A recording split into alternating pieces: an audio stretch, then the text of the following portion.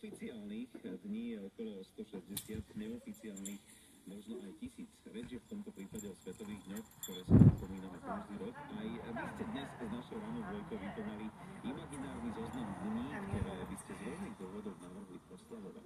A väčšina vašich návrhov sa Dominike a Martinovi veľmi páčila, aj ten od Ivetky. Ja navrhujem deň adolescenskej filozofie. Ona to existuje. Hovoríš k tomu, podáš tomu do očí, naozaj vyzerá, že vníma, ale nevníma, nevidí, nepočuje. Možno sa tomu hovorí nič, odosobniť sa od reality. Tam to bolo a sem tam, je to pozdraví, keď sa náhodou stretnú aj v duchu. Tak možno je to len chyba v Matrixe, adolescenská hluchota a čo ďalšie?